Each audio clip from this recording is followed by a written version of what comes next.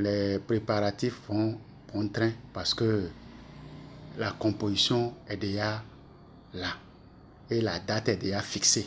La date, c'est le samedi prochain. Et comme préparatif, on a déjà reçu les listes des candidats. Et ces listes, on a affiché les listes au niveau des centres de composition. Pour les centres de composition, concernant le secondaire, nous avons 2 centres. Il y a le centre du lycée Mathieu Bouquet qui a 46 salles de composition. Et le centre de CG Banikani qui a 11 salles de composition. Pour l'enseignement primaire, nous avons également 2 centres. Et les listes sont déjà affichées au niveau de ces centres-là. Il y a le centre de CG Kema qui comporte 35 salles de composition. Et le centre de CG Hubert Koutoukou Manga qui a 34 centres de composition. Donc, en dehors de ces centres, au niveau de la direction départementale des enseignements secondaires, techniques et de la formation professionnelle, on a affiché la liste des aspirants au métier d'enseignement secondaire. Au niveau des propositions des surveillants, tout ça là, comme c'est l'office du bac qui organise cela, appuyé par l'unité présidentielle, donc tout se passe normalement. Donc peut-être d'ici le soir ou demain matin, les listes des surveillants seront aussi affichées au niveau des centres de composition. Les enseignants du secondaire vont composer une partie au niveau du lycée Mathieu Bouquet et la deuxième partie au niveau de CG Banikani.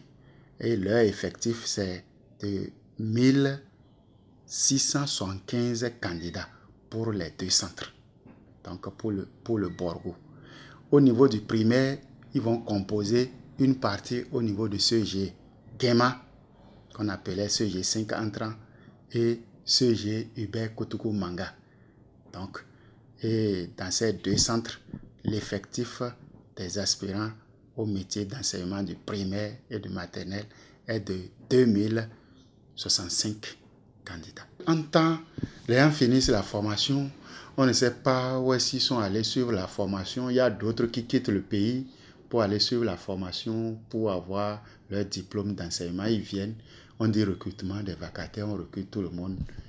C'est le diplôme là qu'on regarde, le papier, sans juger leur bagage intellectuel. Donc, ce n'était pas une bonne chose.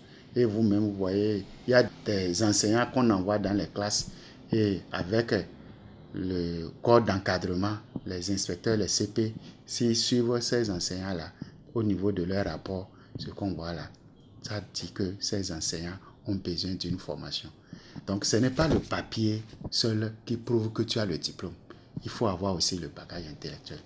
Donc, ce qui veut dire que le gouvernement a bien vu en faisant des textes d'intellectuels aux aspirants au métier d'enseignement. Donc, c'est l'application du PAG qui a demandé tout ça là. Il y a un volet spécial pour l'enseignement, l'éducation, parce qu'il faut d'abord qu'on connaisse les enseignants, qu'on connaisse leur nombre, ceux qui veulent exercer le métier d'enseignement et quel est leur niveau. Est-ce qu'ils ont besoin d'une formation de plus avant qu'on ne les mette sur le terrain? Cela ne dit pas que une fois que le texte est fini, ceux qui ont été évalués, le monde s'arrête à leur niveau, non. Donc c'est pour dire que ceux qui n'ont pas été évalués, peut-être il y aura après évaluation et après avoir fait ce que l'État veut faire de ces résultats, on peut encore proposer autre texte. C'est des gens qui ont déjà leur diplôme.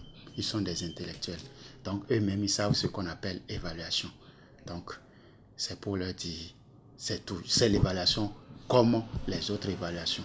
Et d'être prêts, ils vont voir que rien n'est sorcier.